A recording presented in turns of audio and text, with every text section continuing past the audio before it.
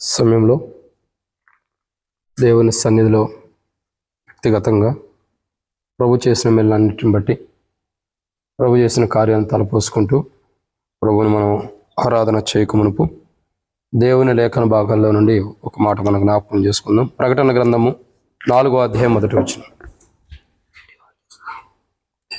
ప్రకటన గ్రంథము 4వ అధ్యాయము మొదటి వచనం. ప్రకటన గ్రంథము 4వ అధ్యాయము మొదటి వచనం. అందరం కలిసి దేవుని వాక్యాన్ని మనం చదువుదాం. ఈ సంగతులు జరిగిన తర్వాత నేను చూడగా, అదిగో పరలోకమందు ఒక తలుపు తెరవబడి ఉండెను. మరియు నేను మొదటి వినిన స్వరం బోరధ్వనివలె నాతో మాట్లాడగా వింటిని. ఆ మాట్లాడిన వాడు ఇక్కడికి ఎక్కి రమ్ము, ఇక మీదట జరగవలసిన వాటిని నీకు కనపరిచేదనను. కాబట్టి ఇక్కడ దేవుని వాక్యాన్ని చూసినట్టయితే మనం చాలా విషయాలు ఇక్కడ చూడవలసిన వారు ఉంటూ వస్తున్నాం. ఈ ప్రకటన గ్రంథం 4వ అధ్యాయం మొదటి వచనం దేని సాదృశ్యంగా ఉంది? దేనికి?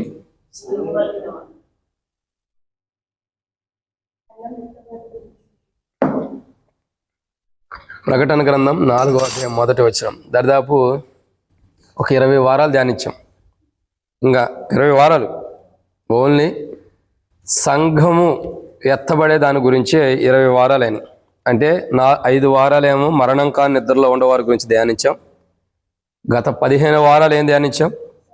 సజీవులే కానీ జీవం కలిగిన వారు. సో ఇక్కడ ప్రకటన గ్రంథం 4వ అధ్యాయం మొదటి వచ్చిన బేస్ ఏంటంటే సంఘం ఎత్తబడుట. ఏంటి? సంఘం ఎత్తబడుట. సో సంఘం అన్నది ఎత్తబడే విధానాన్ని చూస్తున్నాం. ఎవరు ఎత్తబడుతున్నారు ఇప్పుడు చెప్పండి.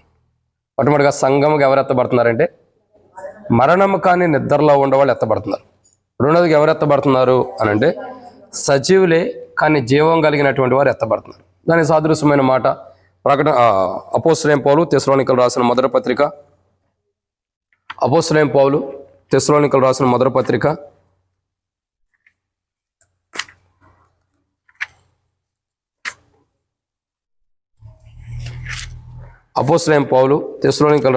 పత్రిక 4వ మనం చూసినట్టయితే ఇక్కడ చూసినమాట 4వ అధ్యాయము 15 నుండి 17 వచనాలు కలిసి ఉంటాయి. మేము ప్రభు మాటను బట్టి మీతో చెప్పినది ఏమనగా, ప్రభు రాకడ వరకు సజ్జలమని ఇచ్చుండి మనము నిద్రించిన వారి కంటే ముందుగా ఆయన సన్నిధిని చేరము. ఆర్భాటంతోనూ ప్రధాన దూత శబ్దంతోనూ దేవుని బోరతోనూ పరలోకం నుండి ప్రభు దిగి వచ్చును. క్రీస్తునందు మృతులైన వారు మొదట లేతురు. ఆ మీదట సజ్జలమని నిలుచుండి మనం వారితో కూడా ఏకంగా ప్రభువుని ఎదుర్కొనుటకు ఆకాశ మండలమునకు మేఘాల మీద కొనుకోబడదాము. కాగా సదాకాలం మనం ప్రభుతో కూడా ఉందాం. సో ఇక్కడ మన దేవుని వాక్యాన్ని చూసినట్టయితే బైబిల్ చెబుతున్నటువంటి మాట ఏమని రాయబడుతూ వచ్చిందండి? సంఘం ఎత్తబడుట. సో ఎవరు ఎత్తబడుతున్నారు అన్నది ఈ వచనంలో ఉంది. మరణం కాని నిద్రలో ఉండేవాళ్ళు ఎత్తబడుతున్నారు. వాళ్ళ గురించి ఒక 5 వారాలు మనం ధ్యానించాం. ఇప్పుడు చూసే మాట ఏంటంటే గత 15 వారాలుగా మనం ధ్యానిస్తూ వస్తున్నాం. ఎవరి గురించి ధ్యానిస్తున్నాం? సజీవులే కానీ జీవం కలిగినటువంటి వారి గురించి మనం ధ్యానిస్తున్నాం. ఎందుకంటే సజీవులై ఉండి జీవం కలిగిన వారు మాత్రమే సంఘం ఎత్తబడుతున్నారు. సజీవులై ఉండి జీవం కలిగిన వారంటే ఎవరు? సజీవులే. జీవం కలిగిన వారు ఎవరు? సజీవులు అంటే అసలు ఎవరు చెప్పండి? సజీవులు అంటే ఎవరు తెలుసా? నేనన్నా చెప్పానా ఎప్పుడన్నా 15 వారాల్లో చెప్పానా? ఓకే, చెబితే మరి అది తెలిసే ఉంటుంది కదా. నేను చెప్పాను అన్నారంటే మీకు ఆల్రెడీ తెలుసు. నేను చెప్పాను కాబట్టి మీరు అన్నారు కదా. మరి సజీవులు అంటే ఎవరు అక్క? క్రీస్తులో జీవం పొందినవారు. ఇంకా సజీవులు అంటే ఎవరు చెప్తున్నా చూడండి. ఇది బైబుల్ కోణంలో మనం చూస్తే సజీవులు అంటే రక్షణ, మారు మనసు, పాప క్షమాపణ, నీటి బాప్తిసంలో, అగ్ని బాప్తిసంలో సాక్ష్యం ఇచ్చినటువంటి వారు సజీవులు బైబిల్ ప్రకారం. మరి జీవం కలిగిన వారు ఎవరు అమ్మా? ఆగాగక్క ఏంటి? దేవుని ఆత్మ ఉన్నవారు. ఇంకా సో ఇక్కడ గమనించాల్సిన కోణం ఏంటంటే సజీవులు అంటే రక్షణ, అనుభవం, మారుమనసు, పాపక్షమాపణ అనుభవం కలిగిన వారి గురించి మనం చూస్తున్నాం. జీవం కలిగిన వారంటే వారి జీవితాల్లో రక్షించబడిన తర్వాత చీకటి రాకుండా యేసు ప్రభు వారి యొక్క జీవం కలిగి ఎప్పటికీ తనలో ఉన్న జీవాన్ని చీకటి చేసుకోనుకోకుండా ఆ వెలుగును కాపాడుకుంటూ వెళ్ళినటువంటి వాడు జీవం కలిగిన వాడు. సో ఆ జీవం కలిగిన వాడే రక్షణ, మారుమనసు, బాప్తిసం పొంది మళ్ళీ చీకటి జీవితానికి వెళ్తే ఏమైంది? ఏం కాదు, పరవశిన పాట వచ్చింది కాబట్టి వాళ్ళకి నరకానికి వెళ్ళిపోయినట్టే, దాంట్లో డౌట్ లేదు. మీరు అనొచ్చు, బ్రదర్ మేము రక్షించబడడం మారుమూస బాప్తిసం పొందాం, అది చిన్న చిన్న తప్పులు చేస్తాం కదంటే చిన్న చిన్న తప్పులే నేను నరకానికి తీసుకెళ్ళేది, చిన్నదేంది పెద్దదేంది. ఆకాన్ని చిన్న తప్పు చేశాడు, పెద్ద చేశాడు, చిన్న దొంగతనమే కదా, ఏమైంది? రాళ్ళతో కూడా చంపబడిందా లేదా? అంటే దేవుని దృష్టిలో చిన్నదైనా పెద్దదైనా తప్పు అంటే తప్పే. దావీదురాజు ఘోరమైన పాపం చేశాడు, ఆకాను చిన్న పాపం చేసినట్టు అనిపిస్తుంది, ఆయన ఇద్దరిని విడిచిపెట్టాడా దేవుడు? ఎవరి తీర్పాలకు వేస్తే వచ్చాడు. ఆ తల మీద ముందరకు పెట్టుకోండి అమ్మా, ముసుగులు వెనక్కి వేసుకుంటారు ఏందో మరి, ఫ్యాషన్ అయిపోయింది. తలకు మొత్తం చక్కగా నీట్గా ఉండాలి, తల మీద ముసుగు అంటే క్లిప్పులు పెడతారు, టాపులు పెడతారు, వాటికి ఇది కూడా స్టైల్ అయిపోయింది, తల మీద ముసుగేసుకోవడం కూడా. కాబట్టి దేవుని అక్కడ ఉన్న వాక్యాలు చదువుకోండి, మీ వైపే సిస్టర్స్ వైపు ఉన్న వాక్యాలు చదువుకుంటే అర్థమైంది మీకు ఎట్లా ఉండాలనేది.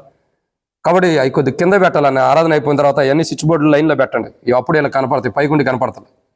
కాబట్టి దేవుని వాక్యాన్ని చూసినట్టే బైబిల్లో రాయబడినటువంటి మాట ఏంటంటే సంఘము ఎత్తబడుట. సజీవులు అన్నవారు రక్షణ మారుమూస బాప్తిసం పొందిన వారు, తర్వాత జీవం కలిగిన వారంటే క్రీస్తు యేసు యొక్క జీవం ఎవరిలో అయితే ఉండి చీకటి చేసుకోకుండా, చీకటి కాకుండా వెలుగు, ఆ జీవం ఎప్పటికీ కాపాడబడుతూ ఉందో వారు జీవం కలిగిన వారు, వారు ఎత్తబడుతున్నారు. ఎక్కడికి ఎత్తబడుతున్నారంటే పరలోక రాజ్యానికి ఎత్తబడటం కొరకు వారు సిద్ధంగా ఉన్నారు. సో ఇక్కడ మనం గమనించాల్సిన కోణం ఏంటంటే గత కొన్ని వారాలుగా మనం ధ్యానించుకుంటూ వచ్చినటువంటి ఒక అంశం ఉంది. దేన్ని బేస్ చేసుకుని ధ్యానించాం గుర్తుందా? ఏ వచ్చినమో పోని, ఏ వచ్చినమన్నా గుర్తుందా? ఏదన్నదో గుర్తుందా లేదా? చాలండి. యెషయా గ్రంథము 4వ అధ్యాయం 3వ వచనం. యెషయా గ్రంథం 4వ అధ్యాయం 3వ వచనం. దీనికి ముంగట దీని తర్వాత ఇంకొక వచనం కూడా ఉంది. యెషయా గ్రంథం 4వ అధ్యాయము 3వ వచనం. సియోన్లో శేషించిన వానికి, యెరూషలేములో నిలవబడిన వానికి, అనగా జీవం పొందుటకై యెరూషలేములో దాఖలైన ప్రతి వానికి పరిశుద్ధుడని పేరు పెట్టబడును. సో ఇక్కడ దేవుని వాక్యం పేరు పెట్టదురు కాబట్టి దేవుని వాక్యం చూసినట్టే అనగా జీవం పొందుటకై యెరూషలేములో దాఖలైన వారు. సో ఎవరి పేరైతే జీవం కలిగి ఉండాలని యెరూషలేములో దాఖలు చేసుకోవడానికి ఇష్టపడ్డారో వాళ్ళు జీవం కలిగిన వారు. వాళ్ళు ఏం చేయబడుతున్నారు అని అంటే ఎవరి పేరైతే జీవం పొందుటకై దాఖలైన ప్రతి వారి పేరు ఏం చేయబడుతూ వచ్చిందండి? యెరూషలేములో దాఖలు చేయబడుతున్నాయి. ఎక్కడ దాఖలు చేయబడుతున్నాయి అని అంటే దానియేలు గ్రంథము 12వ అధ్యాయం 1వ వచనం. దానియేలు గ్రంథము 12వ అధ్యాయం 1వ వచనము, యెషయా గ్రంథము, యిర్మీయా గ్రంథం, విలాపవాక్యములు, యేస్కేలు గ్రంథం తర్వాత ఉండేది. దానియేలు గ్రంథము 12వ అధ్యాయం, పేజ్ నెంబర్ వచ్చేసేసరికి 744. దానియేలు గ్రంథం 12వ అధ్యాయం 1వ వచనం. ఆ కాలం మందు నీ జనుల పక్షమున నిలుచున్నట్టు మహాధిపతి యోగు మీకాయేలు వచ్చును. అప్పుడు నీ జనులు రాజ్యంగా కూడిన కాలం మొదలుకొని ఈ కాలం వరకు ఎన్నటికీ కలుగునంత ఆపద కలుగును. అయితే నీ జనులలో గ్రంథమందు దాఖలైన వారు ఎవరో వారు తప్పించబడదురు. అంటే ఇక్కడ యెషయా గ్రంథం 4వ అధ్యాయం 3వ వచనంలో యెరూషలేములో దాఖలైన వారి గురించి చూస్తున్నాం. ఎవరైతే యెరూషలేములో దాఖలు చేయబడుతున్నారో దానియేలు గ్రంథం 12వ అధ్యాయంకి వచ్చేసేదలికి దానియేలు గ్రంథం 12వ అధ్యాయం 1వ వచనంలో అయితే నీ జనులలో గ్రంథమందు దాఖలైన వారు తప్పించుకుందురు. అంటే ఎవరి పేరైతే యెరూషలేములో జీవం కలిగిన వారికి ఉండటం కొరకై, నూతన యెరూషలేములో జీవం కలిగిన వారికి ఉండటం కొరకై దాఖలు చేయబడతాయో వాళ్ళు ఏం చేయబడుతున్నారండి? వారి జీవితంలో వారు దేవుని యొక్క నూతనమైన పరిశుద్ధమైన పట్టణమైన యెరూషలేములో వారి పేర్లు దాఖలు చేయడానికి ఇష్టపడ్డారు కాబట్టి, ఆ పేర్లు దాఖలైనవి కాబట్టి వారు ఏం చేయబడుతున్నారు? తప్పించబడుతున్నారు. ఎక్కడి నుండి తప్పించబడుతున్నారు అని అంటే రాయబడుతున్న మాట, అప్పుడు నీ జనులు రాజ్యంగా ఉన్న కాలం మొదలుకుని ఈ కాలం వరకు ఎన్నటికీ కలుగునంత ఆపద కలుగును. సో తప్పించబడుతున్నారంటే ఎక్కడి నుంచి తప్పించబడుతున్నారంటే ఎన్నటికీ నీ జనులు రాజ్యంగా కూడిన కాలం మొదలుకొని ఇప్పటి వరకే ఎన్నటికీ రానంత గొప్ప ఆపద భూమి మీదకి రాబోతుంది. నేను మరలా చూస్తున్నా చూడండి, టేబుల్ వర్తమానంలో కూడా ఒకసారి దేవుని చిత్తం అయితే రిమైండ్ చేస్తా. ఈ దానియేలు గ్రంథం 12వ అధ్యాయం 1వ వచనం దేని సాదృశ్యమైనది అంటే 7 ఏండ్లు శ్రమల కాలానికి సాదృశ్యమైనది. దేని సాదృశ్యమైనదండి? 7 ఏండ్లు శ్రమల కాలం అంటే రాబోతున్న భూమి మీదకి దేవుని యొక్క 7 ఏండ్ల కాలంలో, ఆ 7 ఏండ్లు విధానంలో భూమి మీద జరగబోతున్నటువంటి ప్రళయంతో కూడినటువంటి భయంకరమైనటువంటి ఆపదలు రాబోతున్నాయి భూమి మీద. ఆపదలు ఏంటంటే శ్రమల దినాలు. సో 7 ఏండ్లు శ్రమల కాలం. ఇప్పుడు మనోళ్ళు శ్రమలు పట్టినోళ్ళు ఉండారా? 40 దినాలు శ్రమలు దినాలు కదా. గుడ్ ఫ్రైడే వరకు ముందలే 40 దినాలు శ్రమలు పడతాం. యేసు ప్రభు వారు ఎప్పుడు కూడా 40 రోజులు చచ్చిపోతానని ముందర నుంచి ఆయన ఏమన్నా శ్రమల దినాలు కదా ఆయన శ్రమల దినాలు పాటించాడా? సువార్త ప్రకటించాడు, పరిచర్య చేశాడు. కాలం సంపూర్ణమైనది, దేవుని రాజ్యం సమీపిస్తుంది, సువార్త నమ్ముడని దేవుని వాక్యం ప్రకటిస్తూ వచ్చాడు. మనవాళ్ళు ఏం చేస్తున్నారు? 40 దినాలు. ఇప్పుడు మన వాళ్ళు కొత్త సిస్టమ్ ఏంటి చెప్పమంటారా? యేసు ప్రభువారు ఎప్పుడు కొత్త పుడతాడు, యేసు ప్రభువారు ఎప్పుడు సిలువ వేయబడతాడు, యేసు ప్రభువారు ఎప్పుడు తిరిగి లేగుతాడు. సంవత్సరానికి 3 కార్యాలు అయితే మన జీవితంలో జరుగుతున్నాయి. 1 యేసు ప్రభు పుట్టుక, 2 యేసు ప్రభువారు కలువసిలో చనిపోవటం, 3 యేసు ప్రభువారు పునరుద్ధాడి ఆదివారం రోజు లేకపోవటం. ఈ ప్రతి సంవత్సరం జరుగుతున్నాయి మన జీవితంలో. యేసు ప్రభువారు ఒక్కసారి పుట్టాడు, ఒక్కసారి సిలువ వేయబడ్డాడు, ఒక్క మారే చనిపోయి తిరిగి లేచాడు. పలుమార్లు ప్రతి సంవత్సరానికి ఒకసారి పుట్టడం, ప్రతి సంవత్సరానికి ఒకసారి సిలువలో చనిపోవడం, ప్రతి సంవత్సరానికి ఒకసారి తిరిగి లేవటం అన్నది లేదు. ఇది మనుషుల యొక్క విధానంలో వస్తుంది. సరేదా, ఆ యొక్క డేట్ని మనం కూడా సద్వినియోగపరుచుకుని సువార్త ప్రకటిస్తున్నాం. అందుని బట్టి దేవునికి కృతజ్ఞతలు. సో ఇక్కడ గమనించాల్సిన కోణం ఏంటంటే, మన సబ్జెక్టులోకి వచ్చినట్టయితే దానియేలు గ్రంథం 12వ మొదటి వచనం చదివిస్తుంది. ఏంటి ఆ మాట? 7 ఏండ్ల శ్రమల కాలం. అయితే భయంకరమైనటువంటి శ్రమల దినాల్లో ఇప్పుడు నేను చెప్తా చూడండి. ఈ రోజు నుండి అసలైన సబ్జెక్టులోకి మనం వెళ్తున్నాం. అర్థమవుతుందండి? అసలైన సబ్జెక్ట్ అంటే 7 ఏండ్లు శ్రమల కాలం ఎలా ఉంటుందో, ఆ శ్రమల దినాలు ఎలా ఉండబోతున్నాయో ఇప్పుడు ప్రకటన గ్రంథంలో మనం ధ్యానిస్తున్నటువంటి మర్మాలు ఇప్పుడు బయటపడతాయి. మీకు ఇప్పుడు బయటపడతాయంటే ఈరోజు ఒక్కరోజే మొత్తం బయటపడవు.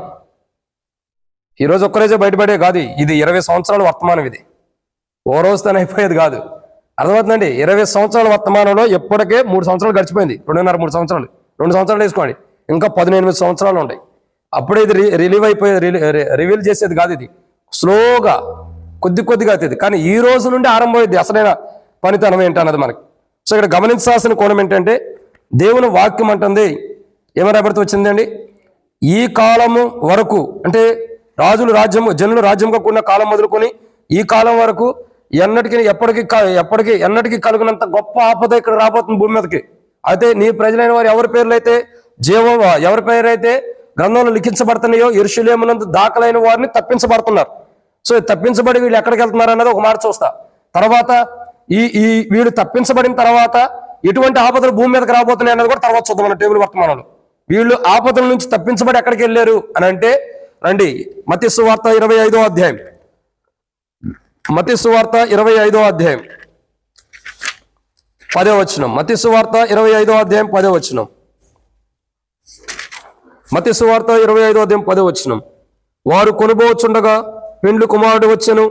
అప్పుడు సిద్ధపడి ఉన్నవారు అతనితో కూడా పెండ్లి విందు లోపలికి పోయిరి. కాబట్టి ఇక్కడ మనం గమనించాల్సిన కోణం ఏంటంటే, ఈ యొక్క 7 ఏండ్ల శ్రమల కాలంలో సంఘము ఎత్తబడుతుంది. మీరు గుర్తుపెట్టుకోండి, భూమి మీద సంఘం ఉన్నంత కాలం 666 ముద్ర రాదు. మీకు అర్థమవుతుందండి? సంఘం భూమి మీద నుండి ఎత్తబడుకోకుండా ఉన్నంత సమయం వరకు కూడా 666 ముద్ర రాదు. 666 ముద్ర వస్తుందంటే అది శ్రమల దినాల అనుభవంలోనే ఉండాలి తప్పక సంఘం భూమి మీద ఉన్నప్పుడు కాదు.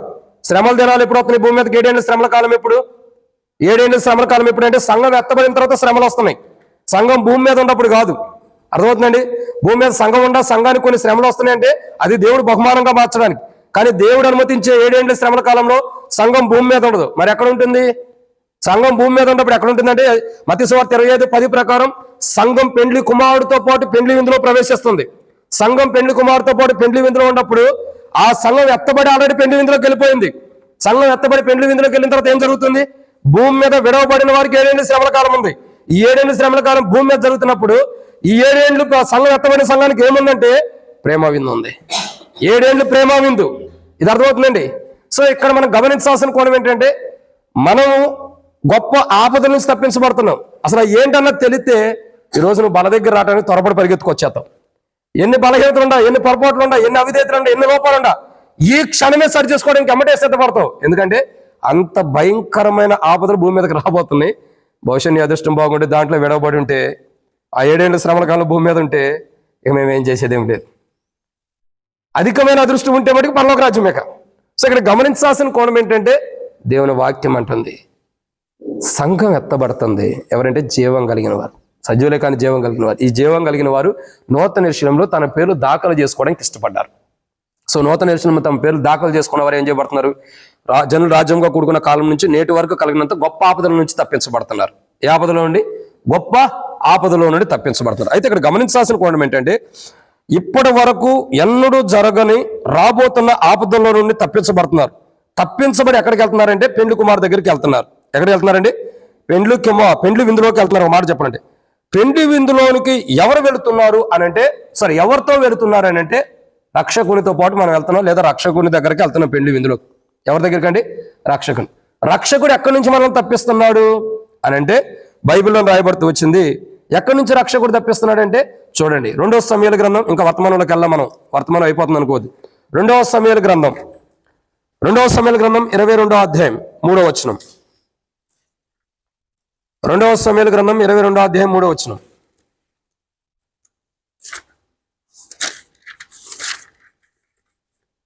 2వ సమూయేలు గ్రంథము 22వ అధ్యాయము 3వ వచనం నేను చదువుతా.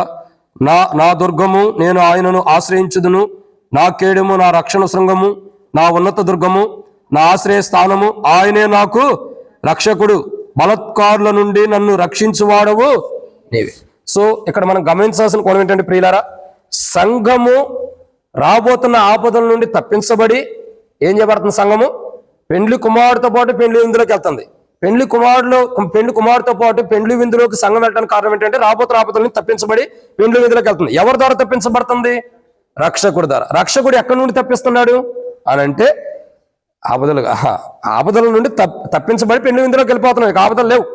సో ఆపదల నుండి తప్పించబడటానికి ఎవరు తప్పిస్తున్నాడంటే రక్షకుడు. రక్షకుడు ఎక్కడి నుండి తప్పిస్తున్నాడంటే అక్కడే ఉంది, బలత్కారుల నుండి నన్ను రక్షించువాడవు నీవే. అంటే ఎవరైతే బలత్కారులు గుంటూ వస్తున్నారో, ఎవరైతే బలత్కారం చేసేవారు ఉంటారో వారి చేతుల నుండి ఆయన ఏం చేస్తున్నాడండి? రక్షించేవారు ఉంటారు. సో ఇక్కడ గమనించాల్సిన కోణం ఏంటంటే బలత్కారుల చేతిలో నుండి ఆయన రక్షకుడుగా ఉండి, ఒక మనుషుడు బలత్కారు చేతిలో ఉన్నటువంటి మనుషుణ్ణి ఆయన రక్షకుడుగా ఉండి ఏం చేస్తున్నాడు? ఆ మనుషుణ్ణి రక్షిస్తున్నాడు. సరే, ఇక్కడ మనం దేవుని వాక్యాన్ని చూస్తున్నటువంటి సందర్భం. ఇప్పుడు చూసేటటువంటి మాట ఏంటంటే, ఒక మాట చెప్పాలంటే బలత్కారులు ఎలాంటి వారు? ఎందుకంటే ఇలాంటి వారి చేతుల నుంచి దేవుడు మనం రక్షించాడు. ఈ బలత్కారులు ఎలాంటి వారు అంటే బైబిల్లో ఒక 7 విషయాలు మనం చూడొచ్చు. అవి షార్ట్ అండ్ స్వీట్లో త్వరగా ముగిచ్చేద్దాం. ఇంట్రొడక్షన్ చాలా టైం పడింది కాబట్టి. బలత్కారులు ఎలాంటి వారు అని అంటే, ఎందుకంటే ఇలాంటి బలత్కారుల ద్వారా వీళ్ళ చేతుల్లో కానీ వీళ్ళలో ఉండటం ద్వారా మనకు గొప్ప ఆపదలు రాబోతున్నాయి. సో ఈ బలత్కారుల యొక్క చేతుల నుండి దేవుడు ఏం చేశాడు?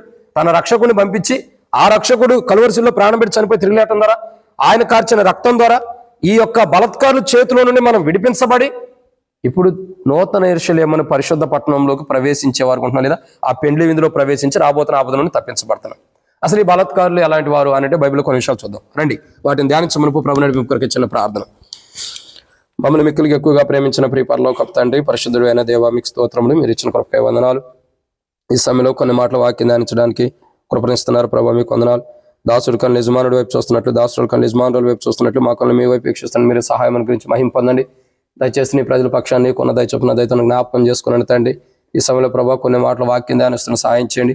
ఈ వర్తమానం ఎంతో దీవించండి. శత్రు సిగ్గు మీకు మహిమ తెచ్చుకున్న తండ్రి, ఈ వర్తమానం ద్వారా మాకు ఏం బయలుపరచదలుచుకున్నారు, ఎట్లా మిమ్మల్ని ఆరాధించాలో కూడా బయలుపరచండి దేవా. మీరు రాబోతున్న ఆపదల నుండి మమ్మల్ని తప్పించి పెండ్లి విందులో తీసుకెళ్తున్నారు. ఆ పెండ్లి విందులోకి రక్షకుడితో పాటు వెళ్తున్నాం. ఆ రక్షకుడు మమ్మల్ని ఎక్కడి నుంచి తప్పించాడంటే బలత్కారుల చేతుల నుంచి తప్పించాడు. బలత్కారులు ఎలాంటి వారు మేము కొన్ని మాటలు ధ్యానిస్తున్న సహాయం చేయండి. ఇటువంటి బలత్కారుల చేతుల నుండి, ఇలాంటి బలత్కారుల నుండి మమ్మల్ని మీరు తప్పించి ప్రభాదేవ పెండ్లి విందులోకి ప్రవేశింపజేస్తున్నారు. తద్వారా రాబోతున్న ఆపద నుండి మేము తప్పించబడుతున్న వారు ఉన్నాం. అట్టి రాబోతున్న ఆపదల నుండి తప్పించబడటం కొరకే ఎటువంటి బలత్కారుల చేతుల నుండి మీరు మమ్మల్ని తప్పించారో వాటిని మేము తలపోసుకుంటాను, జ్ఞాపకం చేసుకుంటాను. మీరు సాయం చేయండి. వాక్య వెలుగులో మిమ్మల్ని స్తుతించి గణపరిచి ఆరాధించడానికి మీ కృపను అనుగ్రహించి మహిమ పొందమని, వాక్యాన్ని దీవించమని, వచ్చిన ప్రజలందరూ బట్టి స్తోత్రములు. రావాల్సిన వారిని త్వరపెట్టి తీసుకురండి. మధ్య మార్గంలో సకాలం నడిపించండి. ఎవరికి టపాలకి వెళ్ళి జరగకుండా సాయం చేసి ముందున సంతేదించి అక్క తీర్చమని, ఈ వర్తమానాన్ని కూడా దీవించి మహిమ పొందమని యేసు ప్రభు నామములో ప్రార్థన చేస్తున్నాను తండ్రి, ఆమేన్. కాబట్టి దేవుని వాక్యాన్ని చూసినట్టు ప్రియులారా, బైబిల్ చెప్పేటటువంటి మాట ఏమని రాయబడుతూ వచ్చిందండి? పెండ్లి విందులోకి ఎవరు ప్రవేశిస్తున్నారు? సో రాబోతున్న ఆపదల నుండి ఎవరు తప్పించబడుతున్నారంటే పెండ్లి విందులోకి వెళ్ళినవారు. పెండ్లి విందులోకి ఎవరు తీసుకెళ్తున్నారు? ఎవరి ద్వారా వెళ్తున్నారు అంటే రక్షకుడి ద్వారా. రక్షకుడి ద్వారా పెండ్లి విందులోకి వెళ్ళడానికి కారణం ఏంటంటే బలత్కారు చేతుల నుంచి ఆయన మనం రక్షించాడు. సో ఆ బలత్కారుల గురించి కొన్ని విషయాలు మనం చూద్దాం. దాంట్లో మొదటి కోణము రండి, దేవుని వాక్యాన్ని చూసినట్లయితే యెషయా గ్రంథము 13వ అధ్యాయం 11వ వచనం. యెషయా గ్రంథము 13వ అధ్యాయం 11వ వచనం. యెషయా గ్రంథము 13వ అధ్యాయం 11వ వచనం.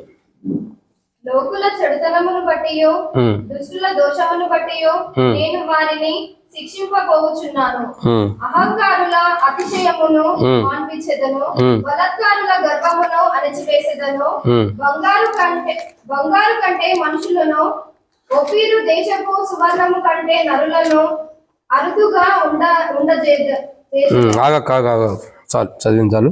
ఇక్కడ దేవుని వాక్యాన్ని చూసినట్టయితే యెషయా గ్రంథం 13వ అధ్యాయం 11వ వచనంలో మనం చూస్తున్న మాట, లోకులు చెడుతనమును బట్టి దుష్టుల దోషమును బట్టి నేను వారిని శిక్షింపబోచున్నాను. అహంకారుల బలాతిశయమును మాన్పించేదను, బలత్కారుల గర్వమును అణిచివేసేది. సో ఇక్కడ మొదటి కోణం చూసినట్టయితే దేవుడు మనల్ని బలత్కారుల్లో నుండి వారి దగ్గర నుంచి విడిపించి దేవుడు ఏం చేస్తున్నాడు, మనల్ని పిండ్లి విందులో తీసుకెళ్తున్నాడు. తద్వారా రాబోతున్న 7 ఏండ్ల ఆపదల్లో నుండి, ఆ భయంకరమైన శ్రమల నుండి మనం కాపాడబడుతున్నాం.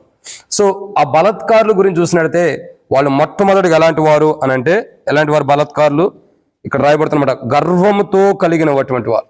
ఈ బలత్కారుల గురించి ఒక మాట రాయబడుతూ వచ్చింది, ఏమనుందండి, బలత్కారుల గర్వమును అణిచివేసేది. సో బలత్కారులు ఎలా ఉంటారు అని అంటే గర్వంతో ఉండేవారు ఉంటారు. అసలు బలత్కారులు అంటే ఎవరు చెప్పండి, మీకు తెలిసిన మాట చెప్పండి. బలత్కారులు అంటే ఎవరు, ఎలా ఉంటారు పోనీ చెప్పండి. బలత్కారులు అంటే ఎవరు, ఎలా ఉంటారు తెలుసా? తెలీదా? అయ్యా, బలత్కారులు అంటే కూడా తెలీదా అక్క?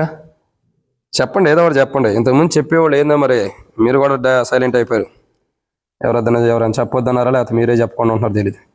సరే, దేవుని వాక్యాన్ని చూసినట్టయితే ఇక్కడ రాయబడినటువంటి మాటను చూసినట్టయితే బలత్కారులు.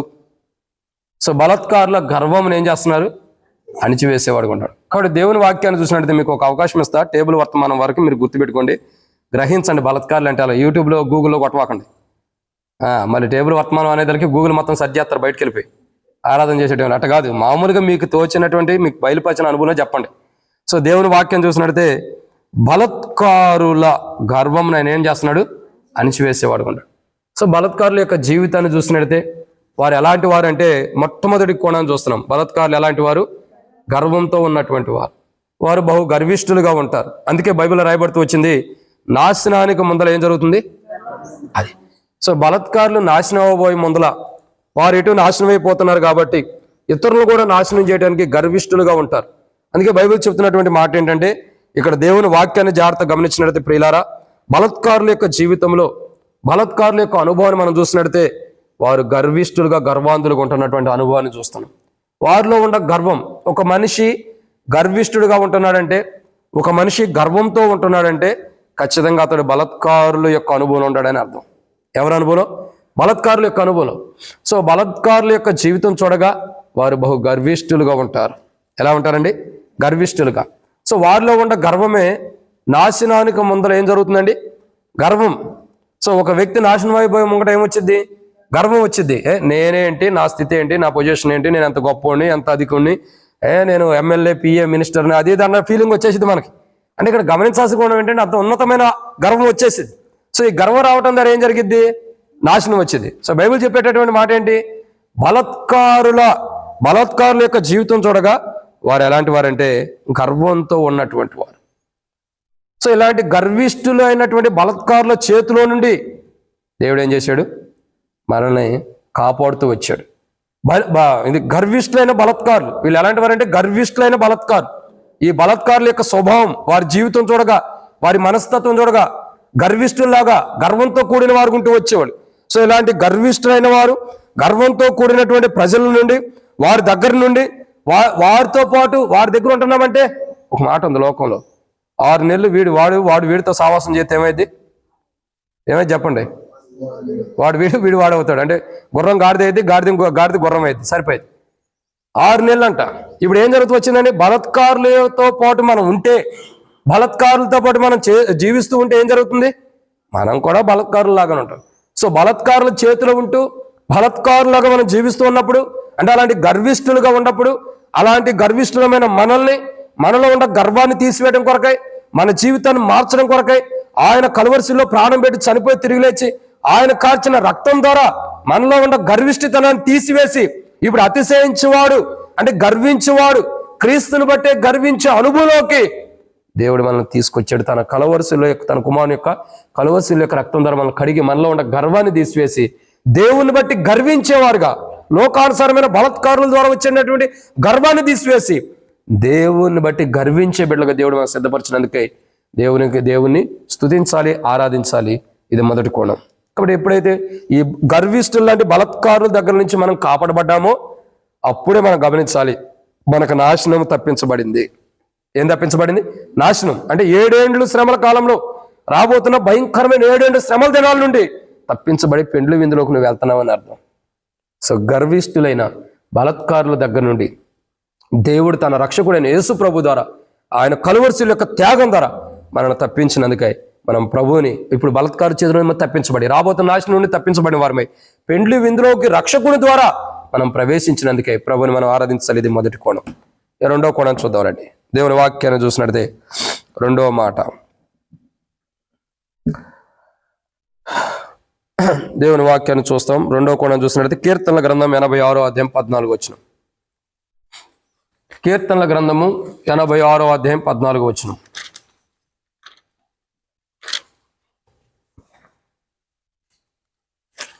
కీర్తనల గ్రంథం 86వ అధ్యాయం 14 వచనం.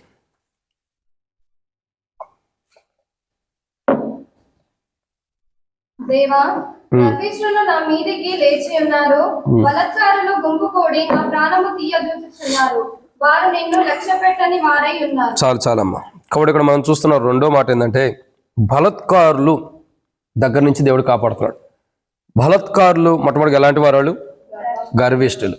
వారి దగ్గర నుంచి దేవుడు మనల్ని కాపాడాడు. పెండ్లి విందులో తీసుకెళ్తానికి సిద్ధంగా తన కుమారుని సిద్ధపరిచి కుమారుని ద్వారా పెండ్లి విందులో తీసుకెళ్లి రాబోతున్న ఆపద నుండి తప్పిస్తున్నాడు. సంగమంగా మనం ఎత్తబడిన తర్వాత మనకు రాబోతున్న నాశనం నుండి తప్పించబడిన వారమే పరలోక రాజ్యంలో పెండ్లి విందులోకి వెళ్తున్నాం. ఇది మొదటి కోణం.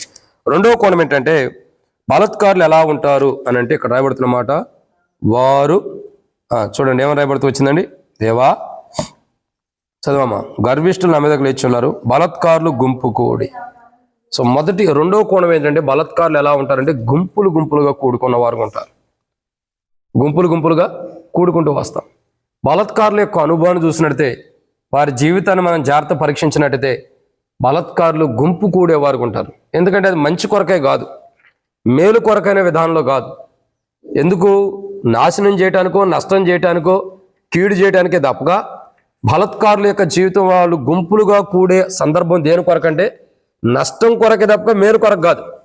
ఒక నీతిమంతుడు నీతిని స్థాపించడానికి, నీతిని జరిగించడానికి, నీతియుక్తమైన జీవితం అనేకులు తెలియపరచడానికి ప్రయాసపడతాడు.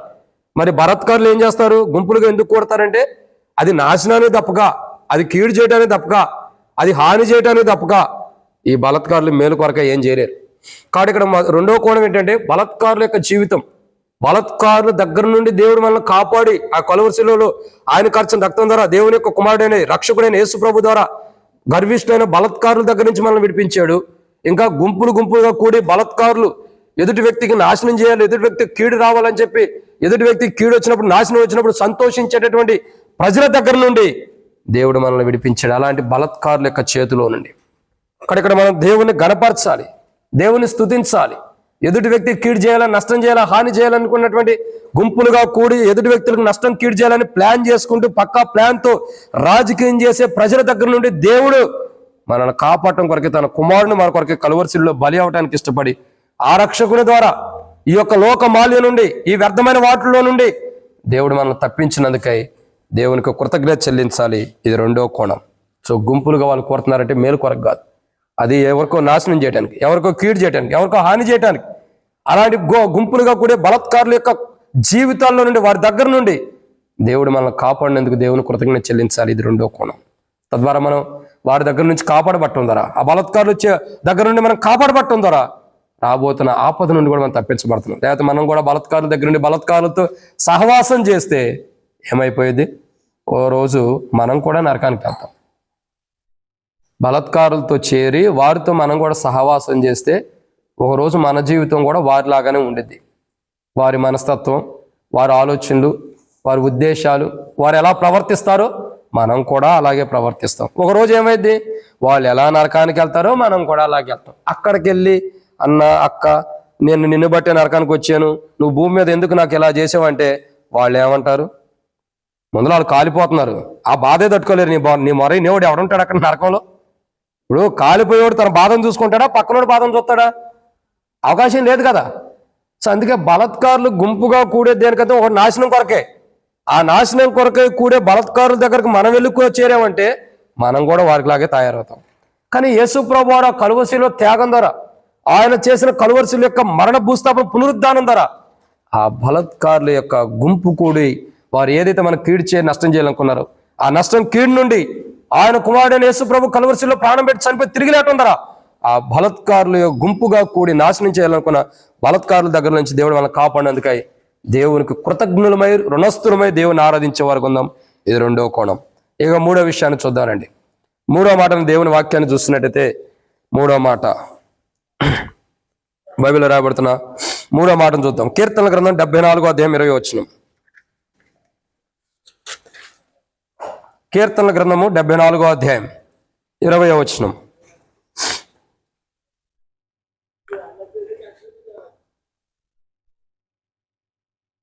లోకంలోనున్న చీకటి గల చోటులు బలత్కారుల నివాసములతో నిండి ఉన్నవి కాగా నిబంధనను జ్ఞాపకము చేసుకొనుము. చాలమ్మా. కాబట్టి దేవుని వాక్యాన్ని చూసినట్టే నేను ఒక రోజు జీన్స్ ప్యాంట్ వేసుకొస్తున్నాయా, కాళ్ళు చేతులు మొత్తం చిరిగిపోయి అన్ని వేసుకొచ్చి పులిపేట మీద వాక్యం చెబుతా మీకు ఎట్టుండిద్దో తెలిసింది. ప్యాంట్లు మంచి వేసురండి, చక్కగా డబ్బులు ఉండే సంపాదించుకుంటున్నారు. ఈయనేమో కాళ్ళు పైకి వెళ్ళిపోతాయి, ఆయనేమో ప్యాంట్ మోకాళ్ళు చిరిగిపోతాయి, ఈయనకేమో ఆ పక్క ఈ పక్క జేబులు ఉంటాయి, ఆయనేమో బటన్ సరిగ్గా పెట్టుకోండి, ఒక బటన్ వదిలేస్తున్నారు. ఎందుకు హీరోలు అనుకున్నారేంటి? చాలా మీకు క్లాస్ ఉంది ఇప్పుడు సండే, ప్రతి సండే మీకు యవనస్తులు కూడికి పెడతా ఉండండి మీ కొరకు. క్లాస్ స్టార్ట్ అయితే కానీ మీరు సెట్ గారు. సో దేవుని వాక్యాన్ని చూసినట్టే కూడికాయ పొంగాలి పరిగెత్తున్నారు కదా, ఇక పరిగెట్టడానికి లేదు. ఆ బయటికి వెళ్ళి ఆ మామను పట్టుకోండి. తెలిసానా అక్కడిని కొద్ది లోపల తీసాడు జాగ్రత్త. కాబట్టి దేవుని వాక్యాన్ని చూసినట్టే బైబిల్లో రాయబడిన మాట మీకు యవనస్తులు కూడికి పెడితేనే మీకు సెట్ అవుతారు. లేకపోతే టుర్రు అంటున్నారు, అసలు భోజనం చేయగానే అసలు ఉండడం కూడా ఉండలేదు, పెట్టకు కూడా దొరికేదట్లేరు, అదన్నా స్పీడ్కి వెళ్తుంది, అంతకంటే స్పీడ్కి వెళ్ళిపోతున్నారు. ఈసారి మీకు ఉంది యవనస్తులు కూడికి పెట్టి మీకు ఖచ్చితంగా స్పెషల్ క్లాసులు తీసుకుంటే కానీ సచ్చినట్టు ఉంటారు. ఎవరికాళ్ళు ఉండాల్సిందే, సచ్చినట్టు అంటే తప్పకుండా ఉండాల్సిందే కదా, ఉంటారు. ఇక స్టార్ట్ చేద్దాం. సో దేవుడి వాక్యాన్ని చూసినట్టయితే మూడవ మాట కీర్తనల గ్రంథం 74 అధ్యాయం 20 వచనములో రాయబడిన మాట, లోకంలో ఉన్న చీకటి గల చోట్ల బలత్కారుల నివాసముతో నిండిగా. కాబట్టి ఇక్కడ మూడో కోణాన్ని మనం చూస్తున్నాం. ఏంటి మూడో మాట ఏంటంటే బలత్కారులు ఎలా ఉండారు అంటే, మొట్టమొదటిగా వారి జీవితాన్ని మనం చూస్తున్నాం. మొదటిగా వారు గర్వంతో ఉన్నవారు ఉంటారు. 2 గుంపు కూడేవారు ఉంటారు నాశనం కొరకాయి. 3 చీకటి గల చోట్ల వారు నివాసం చేసేవారు ఉంటారు. బలత్కారులు ఎలాంటి వారు అంటే చీకటి గల చోట్లే వాళ్ళు నివాసం చేస్తారు, వెలుగులో వాళ్ళు చేయడానికి ఇష్టపడరు. వాళ్ళు ఎక్కడ ఉంటున్నారండి? చీకటి గల చోట్ల నివాసం చేయడానికి ఇష్టపడుతున్నారు. ఇప్పుడు చెప్పండి, చీకటి జీవితాన్ని కలిగి ఉన్న వారందరూ ఎలా ఉన్నారు? ఇప్పుడు చెప్పండి మీరే. చీకటి జీవితం అంటే ఏంటి? మీకు తెలిసిన మాటలు స్పీడ్గా ఫాస్ట్గా ఒక 4-5 మాటలు చెప్పేసేయండి. చీకటి జీవితం అంటే ఏంటి? చాలా ఫాస్ట్గా చెప్పాలి. పాపము, ఇంకా దొంగతనం, ఇంకా వ్యభిచారం, ఇంకా అబద్ధం, ఇంకా ఇవన్నీ చీకటేనా? మరి ఇవన్నీ చీకటైనప్పుడు మనం దీంట్లో ఎందుకు నడవాలి? ఈ వారం అంతా వీటిలో ఎందుకంటే మనం జీవించరాటం. మరి మీరే చెప్పారు కదా చీకటి అంటే ఏంటన్నది, మీరే చెప్పారు. చీకటి జీవితం అంటే అబద్ధము, దొంగతనము, పాపము, సరే వ్యభిచారం అన్నది పక్కన పెట్టండి, ఇంకేదో ఉండే కదా, సంథింగ్ సమ్ ఉంటాయి కదా. మరి ఇవన్నీ చీకటి అన్నప్పుడు ఇవన్నీ కలిగి వారం అంతా కలిసి వచ్చి దేవా నువ్వు పరిశుద్ధుడు అంటే దేవుడు ఎంటారు పిచ్చోడా? చెప్పండి. వారం అంతా కూడా చీకటి జీవితం ఉండొచ్చాం. సరే, ఇప్పుడు చీకటి జీవితం గురించి టేబుల్ వర్తమానం ఉంది, గట్టిగానే ఉంది, ఎవరు వెళ్ళొద్దు, దాని ఎవరైనా తర్వాత చూస్తా. కాబట్టి ఇక్కడ దేవుని వాక్యాన్ని చూసినట్టే చీకటి కలిగినటువంటి చోట నివసించేవారు ఎవరు? బలత్కారులు. బలత్కారం చేసేటటువంటి వారు బలత్కారులు. వారి జీవితం ఎలా ఉంటుందంటే చీకటి గల చోట్ల వారు నివసిస్తారు, వెలుగులో నివసించడానికి ఇష్టపడరు. వెలుగు సంబంధాలు ఎవరు? యేసు ప్రభు రక్తం ద్వారా కడగబడి దేవుని రాజ్యానికి వెళ్ళటానికి తమ జీవితాన్ని కాపాడుకుంటూ జీవితంలో జీవం కలిగి సజీవులుగా ఉంటూ జీవం కలిగి ప్రభు వస్తే ఎత్తబట్టడానికి సంఘంగా సిద్ధపడినటువంటి వారు వెలుగు సంబంధులు. మరి చీకటి సంబంధులు ఎవరు అనంటే యేసు ప్రభు చెబుతాడు, మీ తండ్రి యొక్క ఆలోచనలు, మీ తండ్రి యొక్క చిత్తాన్ని నెరవేర్చడానికి మీరు ఇష్టపడుతున్నారు అన్నాడు. ఎవరు మన తండ్రి అని చూస్తే అక్కడే రాయబడుతూ వచ్చింది, మీ తండ్రి చీకటి సంబంధించిన వాడు సాతానుడు. అంటే మానవుని యొక్క జీవితంలో బలత్కారులు ఎక్కడ ఉంటున్నారంటే, బలత్కారం అసలు నివాసం చేసేదే చీకటి గల చోట్లంట. మంచి చోట్ల వాళ్ళు వెలుగులో వాళ్ళు నివాసం చేయడానికి ఇష్టపడరు. చీకటి గల చోట్ల బలత్కారులు నివాసం చేస్తున్నట్లు ప్రజలకు కూడా చాలా మంది ఆ బలత్కారులతో అనుబంధం కలిగి ఉండి, ఆ బలత్కారులతో సావాసం కలిగి ఉండి చీకటి కలిగిన ప్రాంతాల్లోనే ప్రజలు ఎక్కువగా సహవాసం కలిగి ఉంటున్నారు, నివసిస్తున్నారు. మనుషుడు ఆశ్చర్యకరమైన దేవుని యొక్క వెలుగులోనికి రావడానికి ఇష్టపడతల్లా. ఆశ్చర్యకరమైనటువంటి దేవుని వెలుగులోకి మనుషుడు రావడానికి ఇష్టపడుకోకుండా చీకటి గల చోట్లే నివసించడానికి మానవుడు ఇష్టపడుతున్నాడు. అయితే బలత్కారులు లాంటి జీవితం కలిగి, బలత్కారుల దగ్గర ఉన్నట్టుగా చీకటి కలిగిన జీవితంలో మనం నివసించినప్పుడు, చీకటి కలిగిన జీవితంలో మనం నివసిస్తూ ఉన్నప్పుడు, ఆ చీకటి కలిగినటువంటి చీకటి కలిగిన ప్రదేశంలో ఎలాగైతే బలత్కారులు నివసిస్తున్నారో అలాంటి జీవితం మనలో ఉన్నప్పుడు, చీకట్లో నివసిస్తూ బలత్కారులాగా ఉన్నప్పుడు యేసు ప్రభువారు, ఆ దేవాతి దేవుడు తన కుమారుడైన యేసు ప్రభువారిని లోకాన్ని పంపి, ఒక రక్షకుడికి లోకాన్ని పంపి, బలత్కారులాగా చీకట్లో జీవిస్తున్న మనల్ని ఆ బలత్కారుల యొక్క వశంలో నుండి బయటికి తీసుకొచ్చి ఆశ్చర్యకరమైన తన వెలుగులోకి తీసుకురావడం కొరకై ఆ చీకటి, ఆ రహస్యమైన జీవితం, అబద్ధంతో కూడిన జీవితం, ఆ మోసంతో కూడిన జీవితం, ఆ పాపంతో కూడిన జీవితం నుండి మనం ఆ దొంగ జీవితం నుండి బయటికి తీసుకొచ్చి ఆశ్చర్యకరమైన తన వెలుగులో నింపడం కొరకై ఆయన కుమారుడైన రక్షకుని మనకి ఈ లోకానికి పంపించాడు మన కొరకై. ఆ కుమారుడు ఈ లోకానికి వచ్చి, దేవాతి దేవుని యొక్క కుమారుడు రక్షకుడికి ఈ లోకానికి వచ్చి మన కొరకై, మనం రక్షించడం కొరకై కలువరిశిలుకు ఎక్కి ఆయన కార్చిన రక్తం, ఆయన దేహం దున్నబట్టడం ద్వారా, మరణ భూస్థాపన పునరుద్ధారం ద్వారా చీకట్లో బలత్కారుల దగ్గర ఉన్న మనం, లేదా బలత్కారంతో మనం కూడా చీకటి జీవితాన్ని జీవిస్తున్న మనల్ని ఆశ్చర్యకరమైన తన వెలుగులోకి తన రక్తం ద్వారా కడిగి తీసుకొచ్చి తన వెలుగులోకి ఏం చేశాడు ఇప్పుడు వెలుగులో తీసుకొచ్చి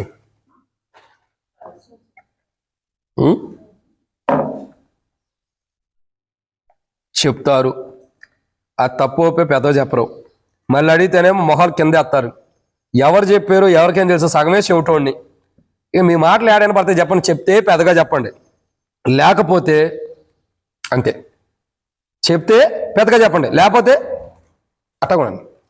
ఇంకేం మాట్లాడద్దు. ఇక చెప్పగలిగితే ధైర్యం ఉంటే పెద్దగా చెప్పండి, అది తప్పు ఒప్పు నేను సరి చేస్తా. నాకు తెలిసి 99% మీరు కరెక్ట్ చెప్పరు, అది నాకు పూర్తిగా తెలుసు. అది చెప్పిందని నేను సరి చేస్తా కదా. మరి చెబుతారు, ఇక్కడ తల ఉంచుకుంటారు. ఎవరని చెప్పాలా, ఎవరైనా నేను ఏం చెప్పారని నేను ఏం చేయాలా, ఆలోచన చేయాలా? చెప్తే చెప్పండి, చెప్పబోతే కదలకోకుండా కూర్చోండి, అంతే, మాట్లాడదు. కాబట్టి దేవుని వాక్యాన్ని చూసిన చెప్పగలిగితే ధైర్యంగా చెప్పండి, లేకపోతే కదలకుండా కూర్చోండి. కానీ ఇక్కడ మనం దేవుని వాక్యాన్ని చూసినట్లయితే బలత్కారుల యొక్క జీవితం, వారి నివాసం చేస్తున్నది, వారు నివసిస్తున్నది చీకటి గల చోట్ల. కానీ దేవుడు ఏం చేశాడు, ఆశ్చర్యకరమైన వెలుగులో తీసుకొచ్చాడు. ఈ ఆశ్చర్యకరమైన వెలుగులోకి రావడం ద్వారా ఏం జరుగుతుంది?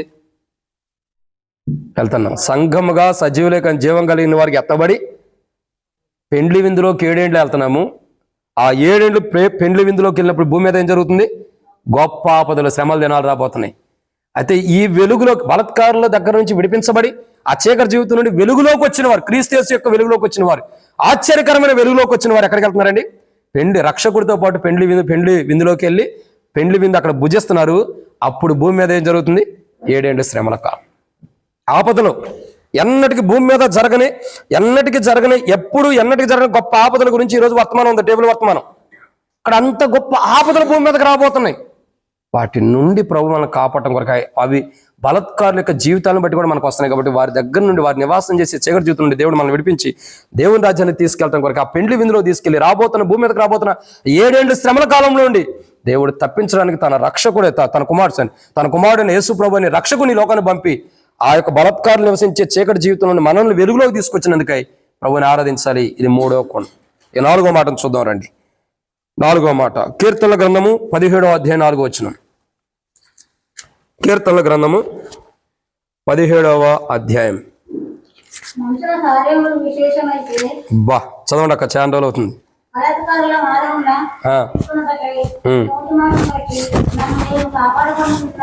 చాలు అక్క. ఇక్కడ ఒక మాట చూస్తున్నాం ఏంటంటే, మనుషుల కార్యముల విషయం అయితే బలత్కారుల మార్గం తప్పించుకున్నట్టుకై నీ నోటి మాటను బట్టి నేను కాపాడుకొని ఉన్నాను. సో ఇక్కడ 4వ కోణం, బలత్కారులు ఎలాంటి వారు అంటే, మొట్టమొదటిగా వారు ఎలాంటి వారు? గర్విష్ఠులు. 2 గుంపులుగా కూడేటటువంటి వారు, నాశనం కొరకై. 3 చీకటి గల చోట్ల నివసించేవారు. 4వది చూసినట్టు బలత్కారులు ఎలాంటి వారు అంటే, ఇక్కడ రాయబడిన మాట ఏంటా మాట? బలత్కారుల మార్గంలో తప్పించుకున్నట్టుకై, అంటే వారి మార్గమే సరైనది కాదని అర్థం. ఇక్కడ కీర్తనాకారుడు ఏమంటాడు? బలత్కారుల మార్గం తప్పించుకున్నట్టుకై నీ నోటి మాటను బట్టి నేను కాపాడుకుంటుని అన్నాడు. అంటే అర్థం ఏంటి? వారి మార్గం సరైనది కాదని అర్థం. వారి మార్గము సరైనది కాదు. కానీ వాళ్ళు ఏమనుకుంటారు చెప్పమంటారా? బలత్కారుల యొక్క మార్గం సరైనది కాదు, కానీ వాళ్ళు అనుకునే పాట ఏంటో చెప్పమంటారా? బైబిల్లో ఉంది. ఒకని ఎదుట తన మార్గము ఎలా ఉంటుంది? ఒకని ఎదుట తన మార్గము ఏమంటారు ఆయన ఫిల్ ఇన్ ద బ్లాంక్స్ ఏదో ఒకట్లేండి చెప్పండి. ఆ డాట్స్ కంప్లీట్ చేయండి. ఒకని ఎదుటి తన మార్గము